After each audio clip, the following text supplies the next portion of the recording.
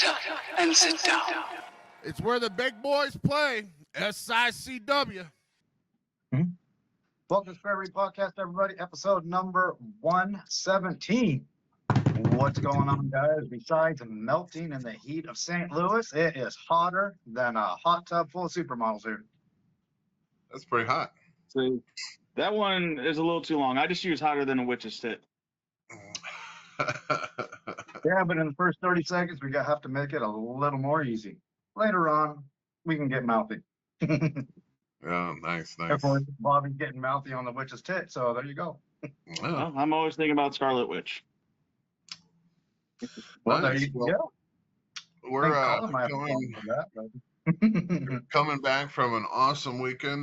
Me and Bobby both took a trip to Waterloo, Iowa, for the George Tragoz Loue Thesz Hall of Fame. Very awesome weekend. I couldn't tell you how much fun I had. Bobby probably a little bit more because he stayed out a little later than I did. But man, it starts off on Thursday. I don't think, me and Bobby both arrived on Friday. I arrived Friday morning. Now Thursday is just them getting together. Everyone that has an all-exclusive pass gets together and meets some of the legends that are on hand. And they open up, what do they call it? An auction, a silent auction. And so you can bid on things that they're selling. So it was very cool. Had some cool pieces. And I know Bobby walked away with some, and I walked away with another book. Mine was on Nikita Koloff. So, someone that we talked a lot about here on this podcast. So going to read his story and see if I find out anything new. But yeah, so that's Thursday. It's just mainly a meet and greet for the All Access Pass members, and they hand out free beers and free pizza, just kind of like a social. But everything starts rolling on Friday. Now Friday, I think I got there about 10 a.m. and I think it started at 9. But it was just mainly like an overview of what was going to take place that weekend or last weekend. So as he's rolling some footage of, pictures of some of the legends were there. But I didn't get pictures with all of them. Some of them I just are really good friends, and I've got plenty of pictures of them. Like the Cuban assassin, like every time I meet up with him, it's open arms, bear hug, good to see you again. So it was a great time. That's two big men hugging. Right. That's a big old bear hug. Yeah, it was definitely cool to see my regular folks. But yeah, so Friday, I think they did some podcasts in the morning. We did, we walked around the Hall of Fame for a little bit. Let's see here. And then actually the Hall of Fame was that night. What else was there on Friday? Bobby, what did you do on Friday? The dinner. Well, I was trying to think of something beforehand before we get to the dinner. I'm trying to think. I got there a little bit later than you did. I got there, walked around the silent auction, checked in, and then the dinner was the first thing I did. Oh, okay. Well, it just came to my mind what I did. So they had, it was about an hour and a half long, and it was a guy that talked about Tennessee, the history of Tennessee wrestling. And so I think that started at 9:30, so I missed about a half an hour of it, but I went straight to it.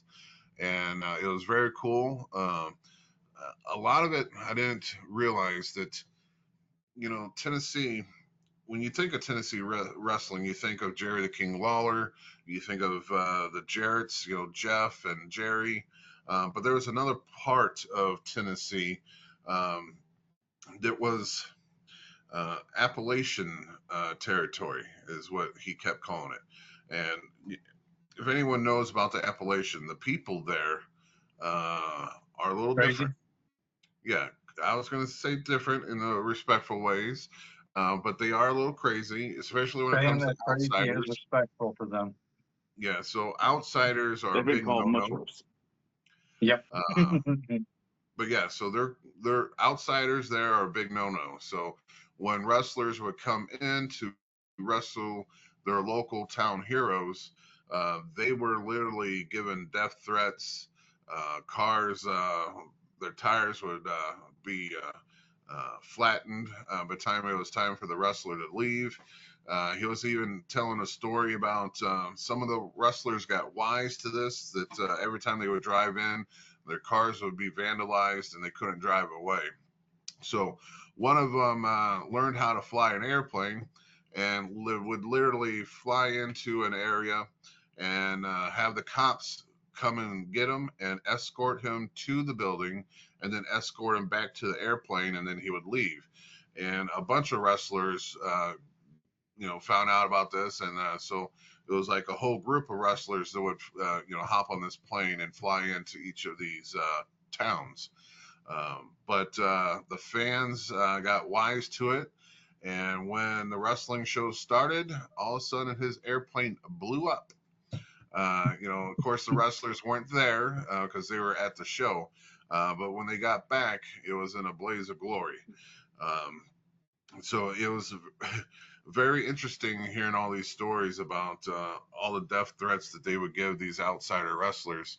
But there were so many fans that followed this organization that Vince McMahon Jr., when he started his takeover of the territories, he actually tried to take over Tennessee and couldn't. He couldn't draw a damn dime, they said, because they had their local hero, and that's the only ones that they would follow. So if WWF at the time would come in, they wouldn't even go to him. They followed their own. So it was very interesting to hear all that. And then straight to the dinner. So the dinner happened. It was, a fancy dress dinner. They had what we have. We had chicken and some sort of what was that other meat? It was like a pot roast type thing. Yeah, it reminded me of like a weird Salisbury steak, Yeah, but those banquet ones that like are family size that are pre-made, and the gravy.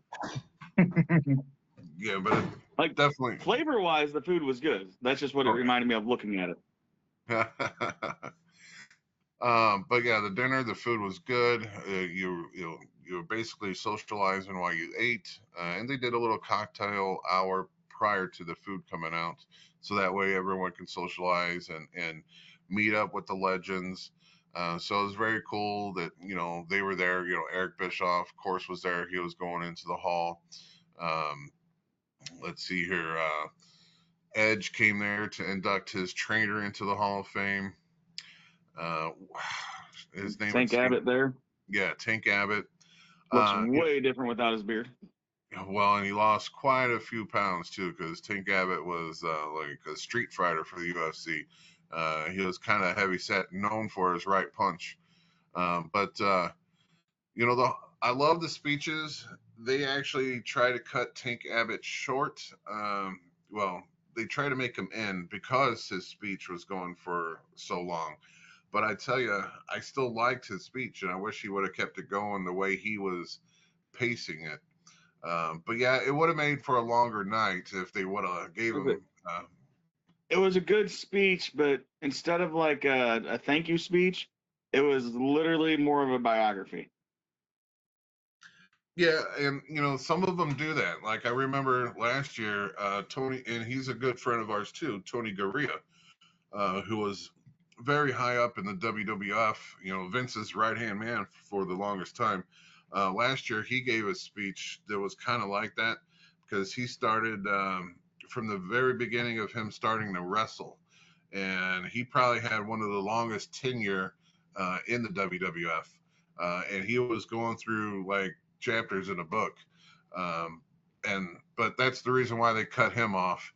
because his speech was going like that. But we were learning so much about Tank Abbott, more than I ever knew, because I just thought they brought him in as UFC was getting popular. He came from the UFC, and all of a sudden he pops up on WCW. But he talked about how Vince McMahon tried getting him first and brought him in, sat him down, told him what he wanted to offer him to start to train to be a wrestler. And at the same time, Eric Bischoff had called him up and say, hey, whatever they say to you, do not sign any paperwork until you hear me out. He got up from the meeting from Vince McMahon and was going to head out the door and turn around and said, thank you for your offer. I'm going to now talk to Eric Bischoff. And they were like, oh, wait. That's not our final offer. Come on back. So they offered him another set amount. But he said he gave his word that he wouldn't sign anything until he talked to Eric personally. And then, it all came down. He signed with WCW and Eric Bischoff. And he had a pretty decent run in WCW. You could tell that he wasn't fully trained, and he even admits that he was not fully trained to be a wrestler. They did send him down to their little WCW power plant, but with someone with his name and being so widely known with the UFC, they wanted to push him as quickly as possible, and that's what happened. So, his first few matches were a little rough, but it's still cool to hear how it all happened. But yeah, so let's see here. Medusa went into the Hall of Fame, and she gave a pretty good speech. Who else was there? Bobby, you looking that up and try to get it all in? Something like that. You had Buildemont there. He's there in that picture. He was great to talk to. You had James Beard, longtime friend of the show. Where's my page? I posted a bunch of them. You had Rock Riddle there.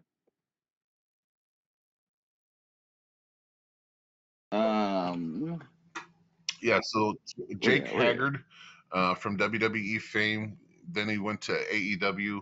He was there receiving an award. Can't believe I forgot to mention that one. Right. I did get to talk to him a little bit too. Like, he's a good dude.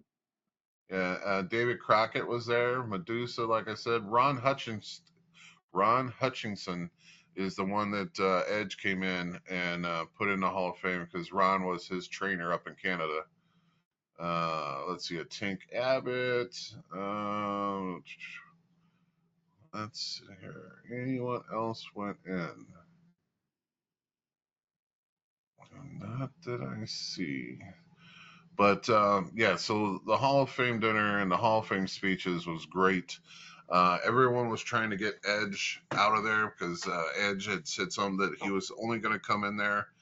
And I just saw the picture of us all watching old footage with him. Baron Von Raschke was there. Yeah. Yep.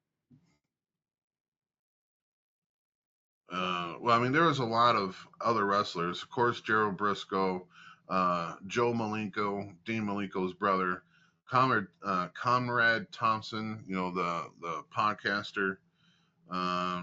Let's see here, Rip McCord, of course, Tony Garea, which I talked about before.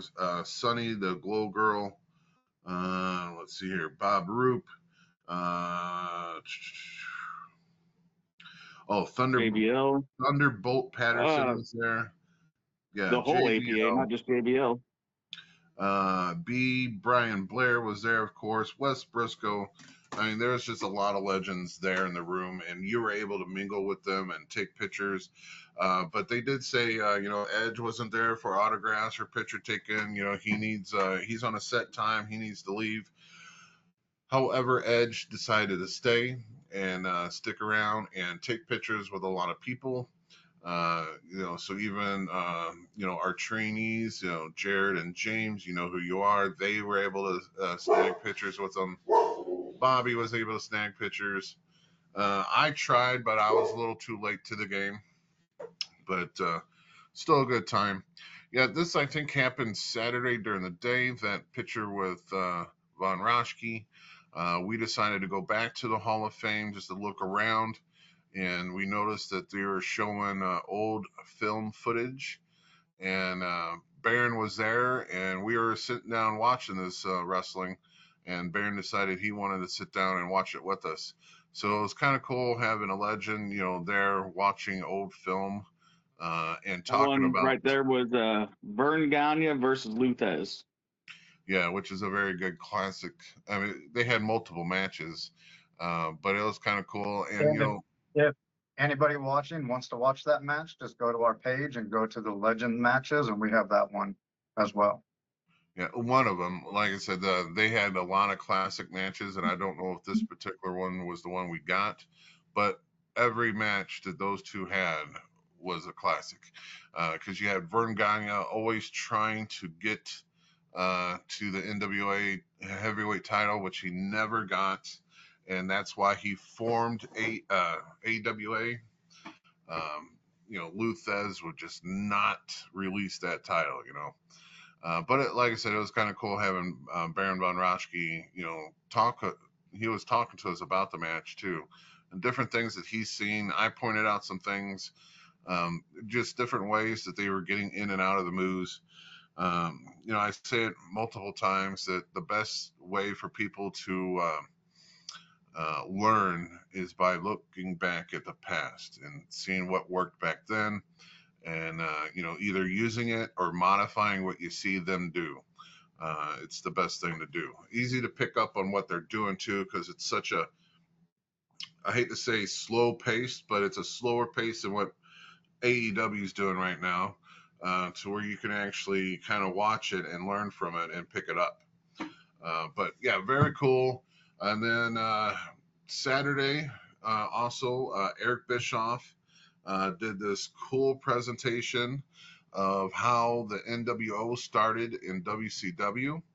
And he talked about how Scott Hall was the original one that he was talking to because his contract was expired from the WWF at the time, and how he told him, hey, look, my buddy Kevin Nash, his contract's coming up in a month. And he said that he pulled the whole NWO type of scheme out of Japan. When Eric Bischoff rose to the ranks of being the executive producer of WCW, he felt that WCW was stuck in the past, which truly, compared to WWF or WWE, where WWF was doing like kiddie stuff, and everyone had a gimmick. You had to be a Doink the Clown, or you had to be Baseball player. a trash man, Trash man. the dumpster Drozy guy, and he said that his product he felt was stale. He didn't want to go the kid route like WWE. He wanted to make his range of fans to be mid teenagers to young adults, so anyone from like 16 to 25 or 26, and that's what he wanted to get his fans range to be. And so he would take multiple trips over to Japan, and Japan is totally different. And they have, there's New Japan, and then there is another organization, and sometimes they would burn bridges and they would jump to different promotions. And he was watching this one guy that came from one promotion into another, and how they treated him like an outsider, since he was a ship jumper. And he took that and goes, I'm going to use that sometime. And when Scott Hall was able to jump, he goes, I got a perfect storyline. And that's what got that going. So, it was kind of cool, and how he tried to convince Hulk Hogan to turn heel But Hogan didn't want to until he seen it actually start playing out on TV with Scott Hall and Kevin Nash. And then it got to the point where they were teasing a third member, and it was going to be Sting, until Hulk Hogan kept watching the product and called Eric Bischoff and said, "No, your third man is me." And so he became the third man in the NWO. But it was kind of cool to listen to him talk about that whole 92 weeks that he dominated over the WWE product. Medusa was there in the audience. A lot of the legends were in there in the audience.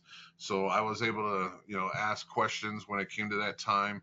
And I asked him, I said, since we have you and we have Medusa here, how important was her jumping ship? Because I don't know if you guys remember, but she was the women's champion in WWE when they let her go, but they never took the title off of her or let anyone beat her for the title, so she still had it. And when she jumped ship, her first interaction with WCW was live on TV holding up the women's title and put it in a trash can. So they told the story, both of them told their versions of the story of how that happened, who contacted who, what their thoughts were. And I was kind of glad of myself that I actually got that conversation started, because it's perfect. When were you going to have Medusa and Eric Bischoff in the same room? It hardly ever happens. So I was like, well, this is a high point in the takeover of WCW, so let's hear the story. So it was cool. But that led into the wrestling show. So it was an SICW. This first year, SICW came over to Waterloo, Iowa. And I wrestled in Waterloo, Iowa for the last 3 years. This is my 4th year doing it. And it was always very cool to go there. But it was always a little weird there, because they had, they were trying to go like a regular indie promotion would, where you got the high flyers in every match, and you got girls versus guys, so intergender matches. And it just, when you think of George Tragoz and you think of Lou Thesz, that is old school wrestling. And of course, SICW is old school wrestling.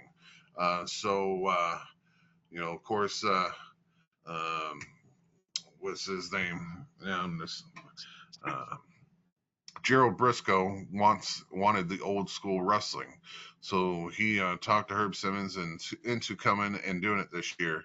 And I tell you, everyone loved us. I mean, the fans were crazy.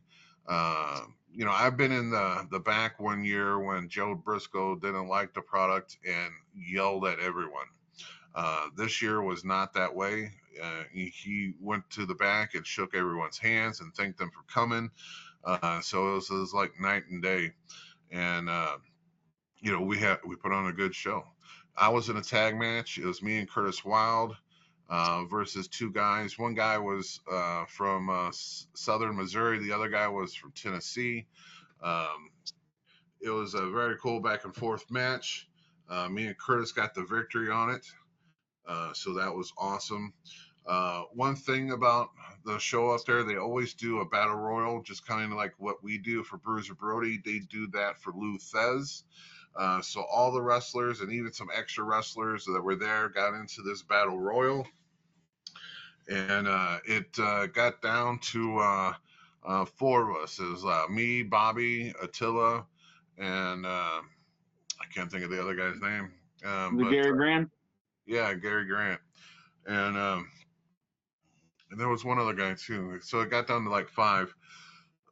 Bobby dumped out the guy, and unfortunately Attila dumped Bobby out.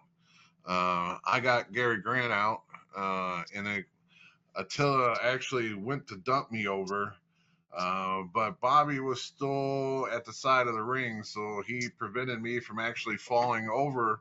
Give him one of these little numbers. So that got me back through the ropes and allowed me to grab a hold of Attila and just threw him over. So you're looking at the actual Lou Thesz Battle Royal champion for this year. So that's very cool. I mean, I would have helped Jim anyway, but earlier in the night I had a match with Attila, and I was happy to screw him over. Yeah. Their match was crazy. I mean, they went everywhere. They went into the audience. They went into where the legends were signing their autographs, used their tables, and eventually it was a double DQ, right? Yeah, we didn't want to stop hitting each other, so we got the ref out of our way and continued to hit each other and wrestle on the stage. I was actually shocked at that. I was watching through the curtain, watching them go at it. And it was so weird because you figure they're trading punches back and forth. So Bobby would hit, Attila would hit Bobby, and they would go back and forth. And all of a sudden they both paused, looked at Nick. I think it was Nick, right? Mm-hmm. Yeah, they both looked at Nick and they both punched Nick. Well, he got in between us. Like, we were trying to hit each other. We didn't want to, or I don't know what he wanted. I didn't want to hit Nick, but he's getting in the way and heat of the moment. Yeah.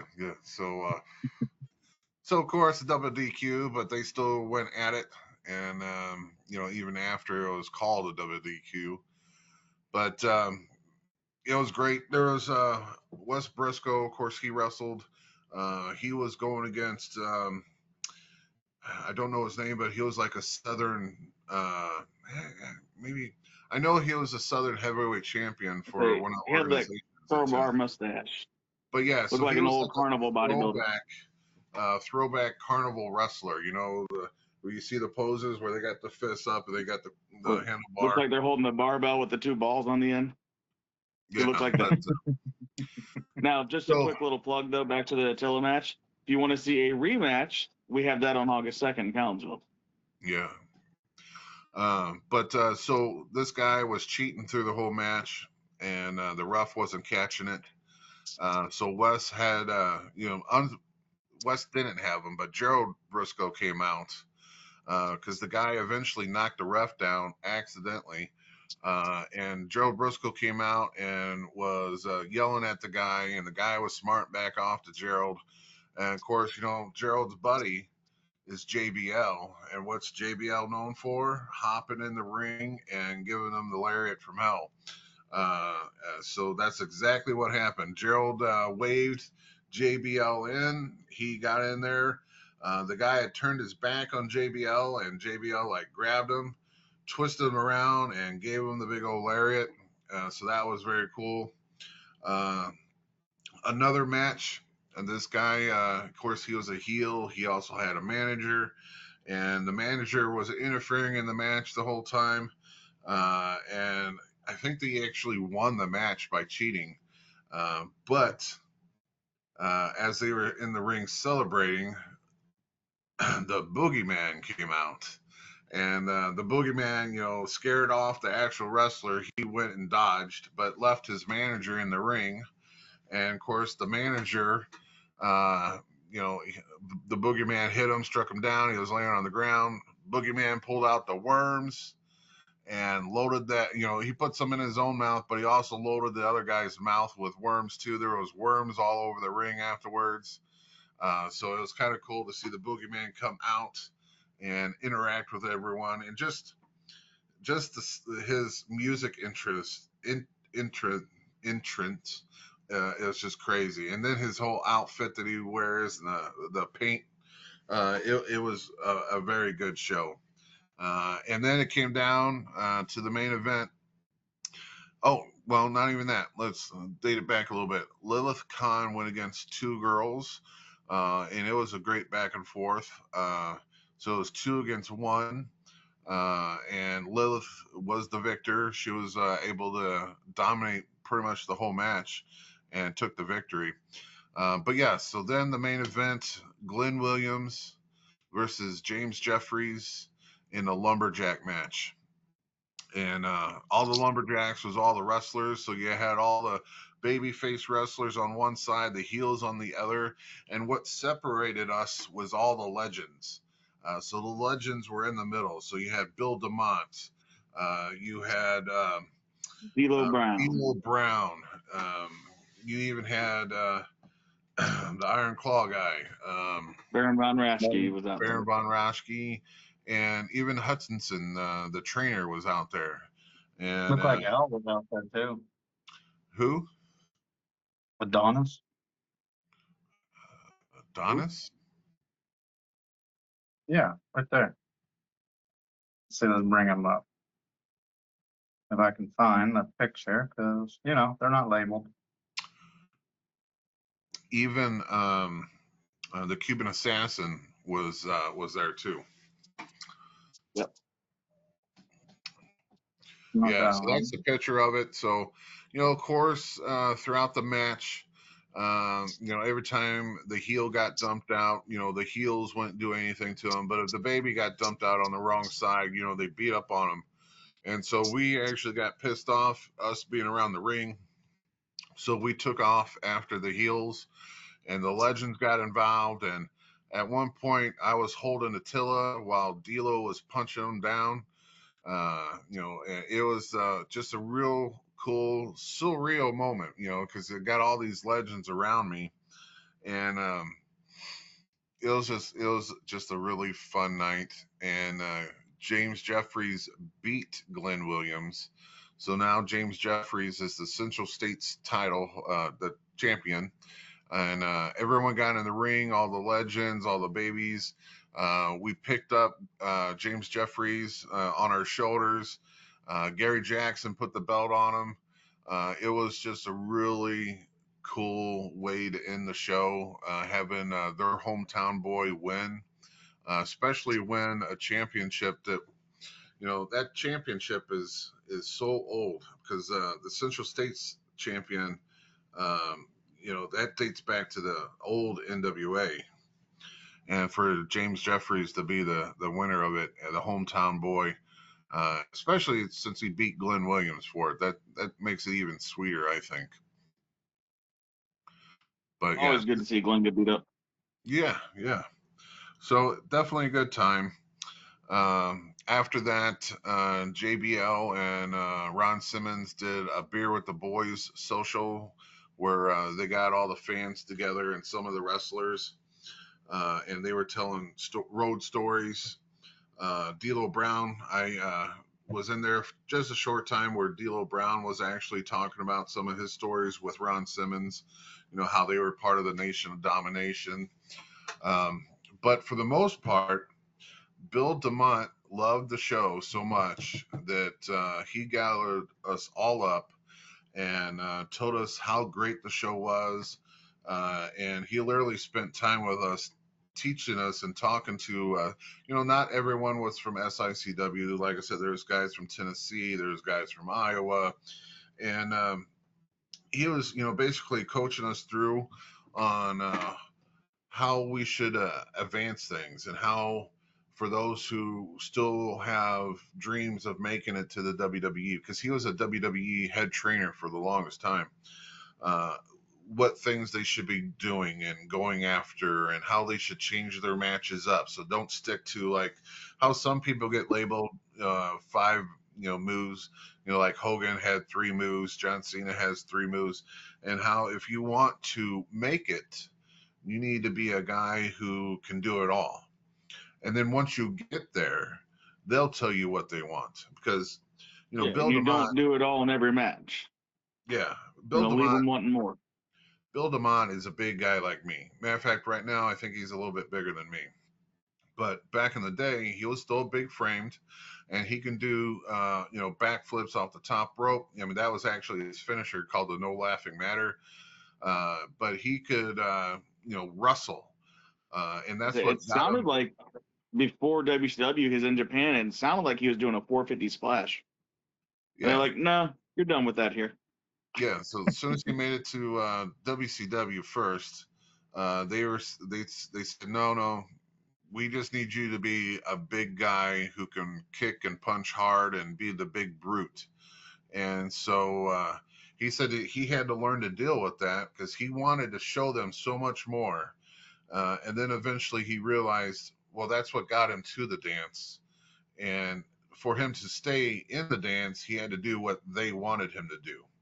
You know, so, you know, just different coaching that he was able to give out to the other people.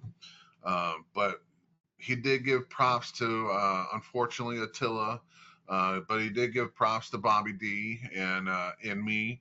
And I tell you, it's nothing better or sounding when a legend kind of uses you as an example in some of his stories, and he kept using my name, and just the fact that he remembered who the hell I was even special to me, But he My was. moment was before the speech. I had asked him what he thought of the match, and he goes, "Do me a favor and do not ever take that drop kick out of your arsenal." Yeah. It was a move that like I came up with all on my own, and like he said, he had never seen that before. It's like as much as he's been around the world and traveled, he liked it, and it's something he's never seen before. It's like hell yeah. Yeah, so I'm gonna pop up this drop kick. It was a really special drop kick because Bobby was doing the, pushing Attila against the corner. Bobby climbs the ropes, giving the whole 10 hits to the, top of the head, and then out of like this matrix type of move, he jumps off of Attila and drop kicks him at the same time. So he's facing Attila, doing the whole 10 punches to the head, stops, amazingly jumps backwards and drop kicks him, and then able to land. And it just, I was watching his match from behind the curtain, and even I popped for that because I'd never seen Bobby do it before either. It's only the third time I've ever done it. But yeah, definitely, it was definitely cool. And then, at night after all the events was over, even Friday night, there was a bar at the hotel that everyone kind of gathered in and socialized some more. So the whole weekend, you're rubbing elbows with all the legends, all the people going into the Hall of Fame. And, what amazes me, and I said this last year to some people, and I said it again this year. We drew, I heard the numbers, it was just almost 600 people to this event. But it amazes me that you can rub elbows with the legends and the current wrestlers, me, Bobby, Attila, Glenn Williams, but yet only 600 people came to this. And that was just who came to the wrestling show. That's not it was a smaller amount of numbers of people that attended the dinner, that attended all the little other activities that they host. And to me, if you're a wrestling fan, one, you should know about it, and two, you should attend it. Because just like the CAC, you don't have to be a wrestler to join and be a member. I think I looked it up. It's $250 to be a lifetime member to the George Tragoz Thesz Hall of Fame, and you get to do this every year. Now, if you don't become a member, I think when I bought my ticket this year to do the Hall of Fame dinner, it was like 125. So it wasn't expensive at all. It's a 5-hour drive. That's probably the longest part is getting there. But it's not like it's long enough that you have to fly or anything. But you get to rub elbows with all these guys, even current wrestlers like Edge. Like I said, Edge was there. And when they were trying to shoo him off, he's like, no, I want to stay and take pictures with all these people. And I'll give Edge another little shout out there. One of our girls, Destiny, was his calling handlers, and someone went to get something like a figure signed, and she goes, "No, I was told that you can't sign stuff." He goes, "Why not?" She's like, "Do you want to sign stuff?" He's like, "Yes." And so he started signing stuff. Like, he was very down to earth. He was about the people. He was all about giving back. Yeah. And any wrestling fan can go to this and have almost the same experience that we do. I mean, we get a little bit benefit because we're wrestlers, and we get to hang out with them backstage and more socializing time with them. But you almost get the same amount if you just go there and become a member. So kind of cool. They probably need to do a little bit more promoting, making it more well known. I mean, it's the only brick and mortar pro wrestling Hall of Fame. WWE's, they pop up every now and then for WrestleMania week. TNA did a Hall of Fame for a while, but they don't have a brick and mortar. AEW started one last year because I know Sting is in it. But again, they don't have a brick and mortar where you can go there, visit, and see everything. And they don't even have everything displayed. They were taking a select few people down to the basement, where they keep, the more expensive things that they don't want broken or stolen and stuff like that. So they can even expand this building or the Hall of Fame even, bigger than what they have it. But also this weekend is what helps pays the bills for the Hall of Fame. The dinners that you pay for, the package deals that they do, the dinner and the wrestling show, or just coming to the wrestling show. That's what helps keep this brick and mortar Hall of Fame up and running.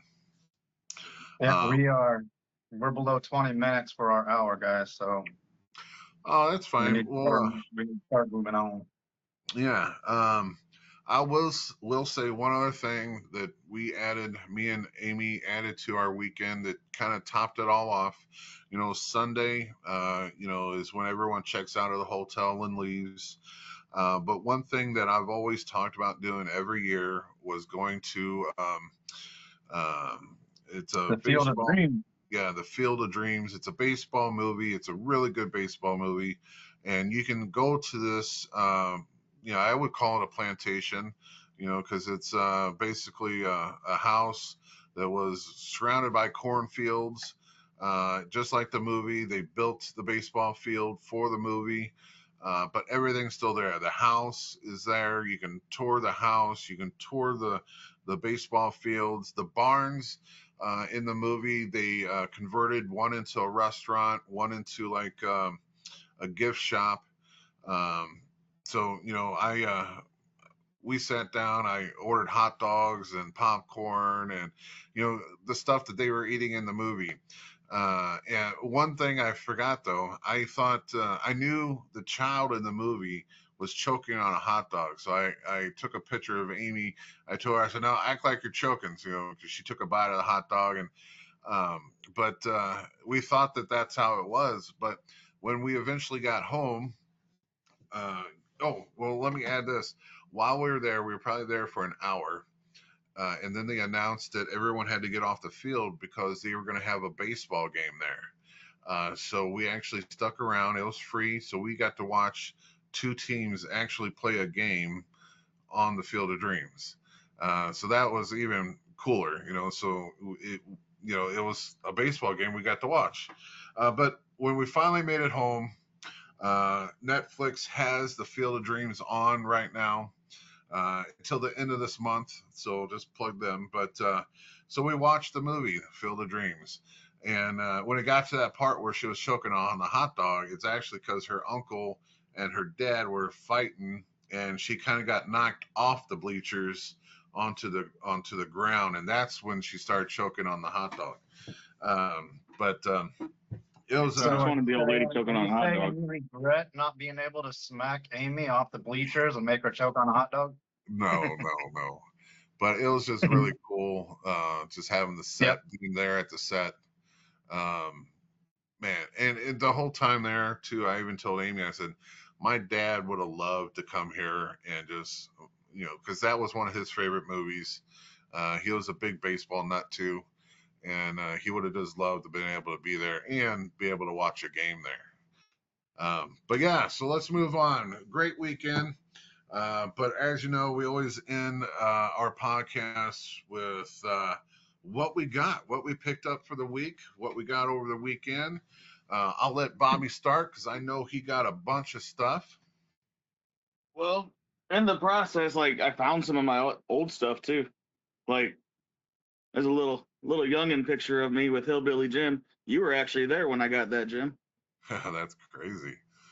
That's old. Road to WrestleMania. What WrestleMania was that? What's it say on that on the bottom of that? An old WrestleMania. 21. 21. Damn. You're old, Bobby. On a old DDP signed yoga thing I got. Was I there for that one too? Yeah, that was when we went to a seminar. Yeah. That's what I You was were also there for this one when I got Spike Dudley's autograph.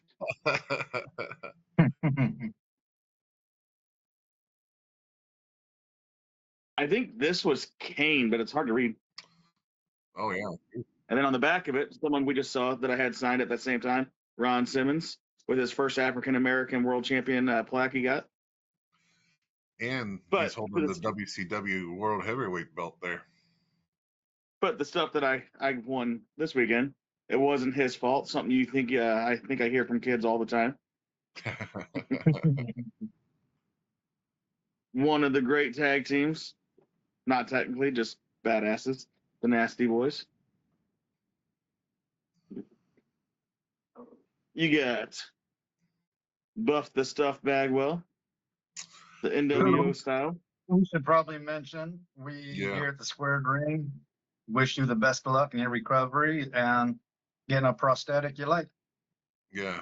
If anyone hasn't known, I know it's been all over the internet, but he had his leg amputated, and it was from a car accident that happened years and years ago, which is kind of crazy that he was able to survive this long with that leg, because it never truly healed. I don't know why this was in the box, but this might be our first wrestling show at Broadway. The ticket from January 14th, 2006. Wow.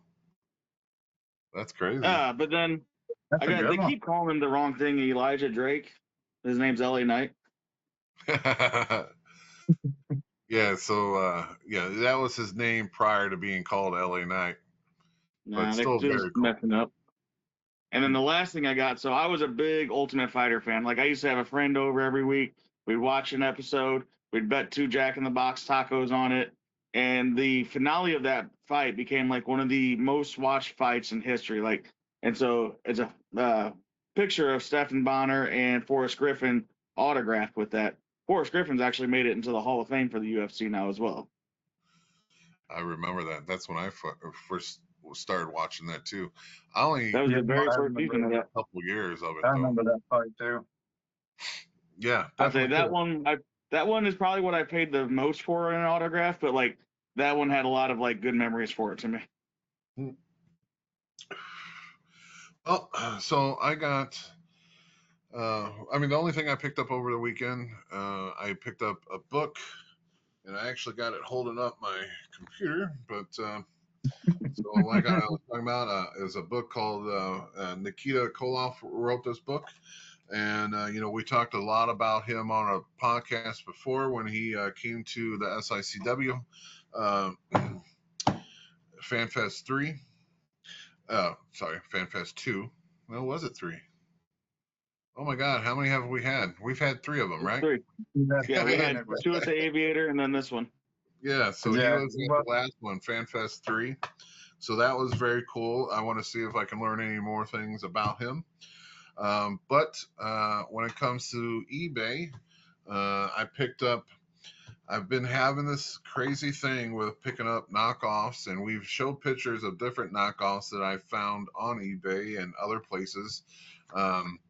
But this one lot really got my attention because the bodies of these guys look like they are regular Mattel type of bodies, and they even had some of the tattoos that these guys would have, like The Rock. He's got the tribal tattoo in the right spot.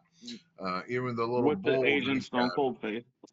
But the head of The Rock looks horrible. And I was telling you before, this plastic is very light. It's like really thinned wall plastic. It's not like a hard. It sounds like it's rattling, like they're not connected together all the way. This is Randy Orton. I mean, that face looks freaking awesome. Totally not like Randy Orton, but and it was a lot that had a few. I think it was 36 of them, so I'm not gonna go through all of them. But this was Chris Jericho. His face is again all looks like knocked a messed off. up Ken doll. I think that looked more like a Chris Masters. This is Brock Lesnar, and that face again. You know, they did so well on the tattoos and the body, you know, image, but like all their heads are fucked So up. it can't be sued. Yeah, I guess that's. And I've never seen Triple H wear, you know, a gray outfit. And again, the head is out shaped. Undertaker has got the arm tattoos, wearing the singlet that he would normally wear, but that face looks horrible. But you know, so it's just a different view. I'll show you two more. Now, Batista actually kind of looks like Batista in the face, but he's got the belly tattoo, got the back tattoo. Of course, now he's got lots of tattoos. And they didn't do too bad with Rey Mysterio. Again, the tattoos Does he have an extreme underbite? He does got an open mouth that kind of looks like he got beat up pretty well. You know. And there's a few more. There's a Kane and an Edge, but I don't even know what I'm going to do with them because you know, maybe I'll display them with the other knockoffs that I got, but they are very cheaply made, and I mean, I wish Oh, there I am. I wish the video had like a feel button because it's just so weirdly shaped. Now, this other thing I got, I figured All I got was my camera cut out there. I come back and Jim's rubbing his chest saying, I wish you guys could feel this. it's not rubbing my chest. Thank you very much. It was the character. This one just showed up yesterday. Now I know what's in here, but I wanted to kind of wait until we were on to actually open it because it's just a mixed lot. It was again very cheap, but it only had one item in it that I wanted, but the rest I'm probably going to give away or probably sell them at the wrestling shows or something. And it too had two knockoffs. Like they had a knockoff thumb wrestler in there, you know, but some knockoffs are going really expensive. This one almost looks like a Chuck Norris knockoff and not even a wrestler. I mean, that face more or less looks like Chuck Norris, a horrible Chuck Norris. But, you know, it has. Chuck Norris after he fought Bruce Lee. Yeah. I gotta say, it looked like the one where he fought Bruce Lee. That's about the same outfit. Did you ever see the video where they put the Kenny G music to it? No. And it shows them like taking their jackets off to Kenny G. And but this is a Shawn Michaels. It's an older one. I might keep that one. I believe this is probably a BCA instead of a Mattel. I'm gonna look for that one though, Bob. Do have a referee now, and God, I can't remember his name. Do you remember his name, Bobby? He was a twin. They used to come to St. Louis all the time. We had him in a bunch of times. Hebners. Hebners, yes. There we go. So this is one of the Hebners. So I might keep that one too. Got a Sable. Got a Styrofoam championship belt. It's an old one. It's a WWF championship belt. And I think I paid like $26 for this lot. So it wasn't really expensive at all. But this is what I bought it for. Now I'm still missing the top, but this is like a thermos. It comes with a cup. You put it in the thermos. But the reason I got it is because it's a Hulk Hogan. And this is from the 80s. Well, yeah, this came out in 89. That's the patent on there. It says Hulk Hogan on the back. But that looks Too funny. so horrible that it's good. It's one of those horrible but good things. And I'm sure I'll probably can find the top of the thermos somewhere. But it's awesome. I seen one on eBay before. It did have the top, and it was just this, and they wanted $69 for it. Of course, I didn't pay nowhere near that because I am cheap, and I just waited until I found another one, because eBay is great. Where you type something in, you can save your search, and then they'll tell you when it pops back up. And that's what I do with a lot of these. You know, if I see something I want, and if it's like too freaking expensive, I just save the search. And like, my wife hates it because I get dinged quite a few, but you know, a few times. But it's just the fact that you know, you don't have to buy it when they find another one for you. But I just keep it in my search history, kind of like the Spain Kevin Von Erich. You know, that thing is $700 by itself.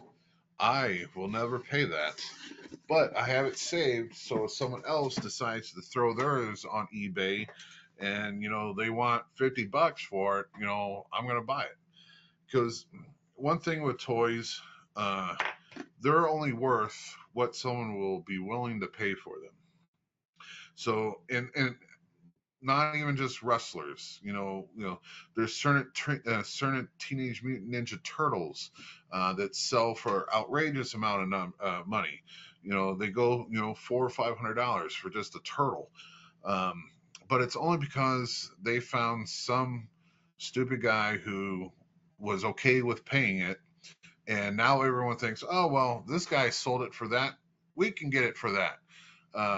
Get ours for that. And so it turns into this, frenzy where everyone is paying $600 for a Scarecrow He-Man figure, which is just crazy. I would never pay. I mean, my paycheck is worth more than that to me, spending it on other things than wrestling figures.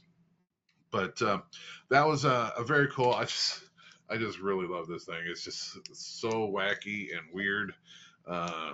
Definitely a great add to the collection. Before we wrap up, that's the end of the toys. But before we wrap up, I do want to say that we do have another show coming up August the 2nd. It's back in the Collinsville Fireman's Hall.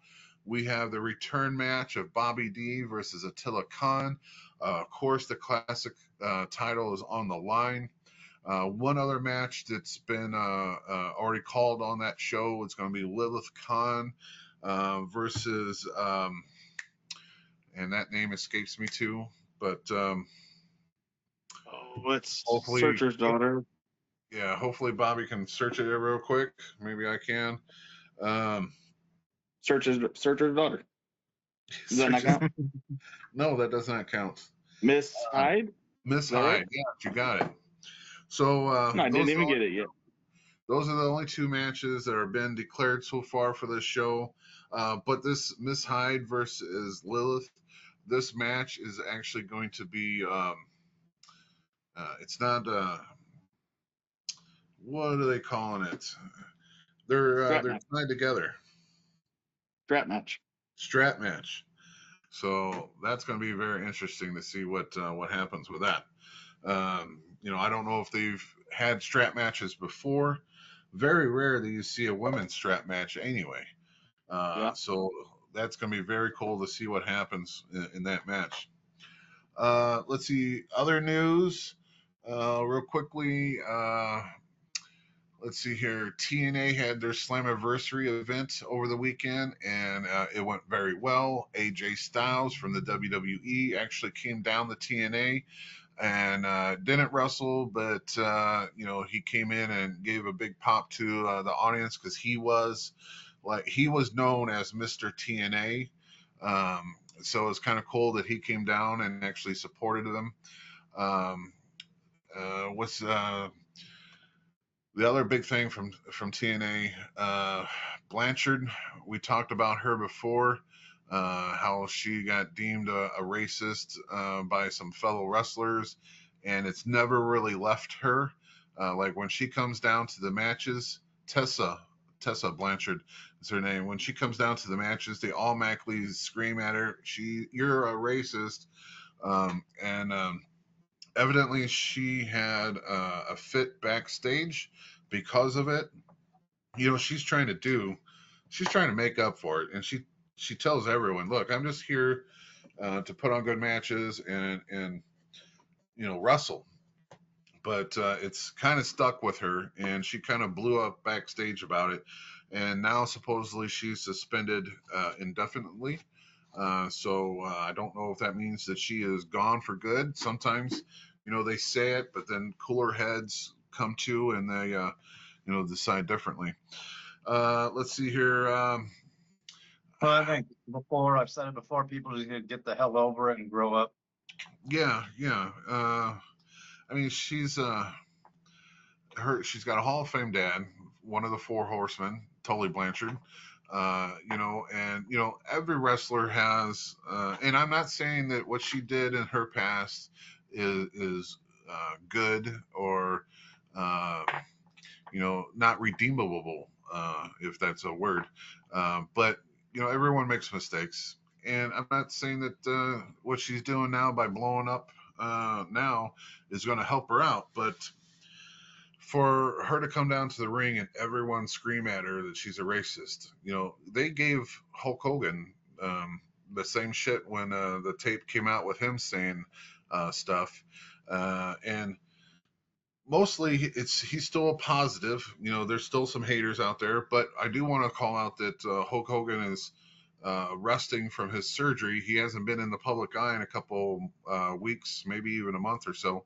He had another back surgery, and it was a very intensive back surgery. So we have him. We have Buff Bagwell with the amputated leg. Both of those guys are legends. So hopefully, they heal up and get back doing what they want to do. I do want to talk about two deaths. We had Ozzy Osbourne die today, which is horrible.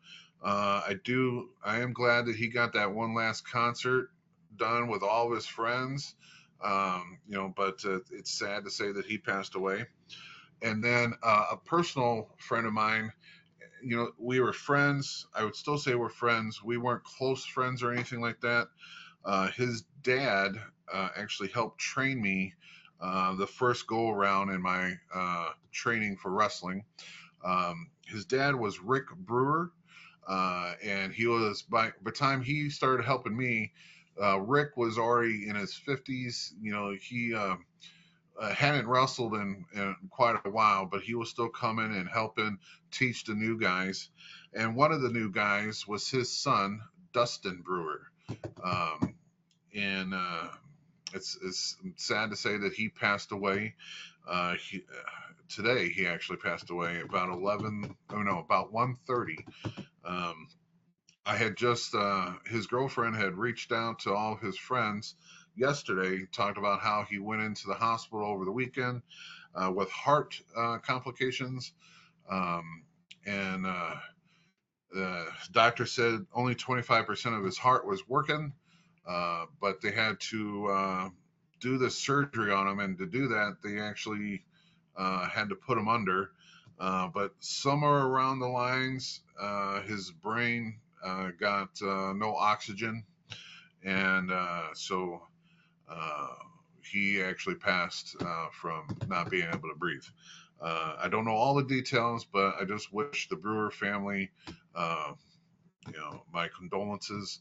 And besides them being one, a training friend, and one being a guy who taught me, the whole Brewer family was actually a big part of my life in my younger days when I was at Valvoline and working as a manager for Valvoline, and I didn't know they were all related.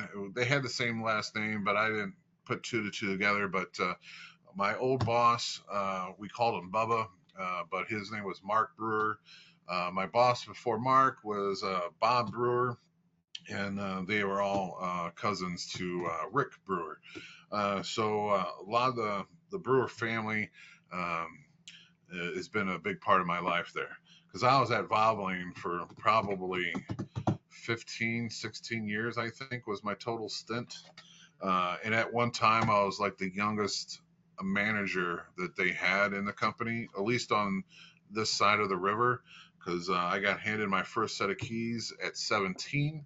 And I will not forget that because they took a big leap of faith giving me the set of keys to run my own store.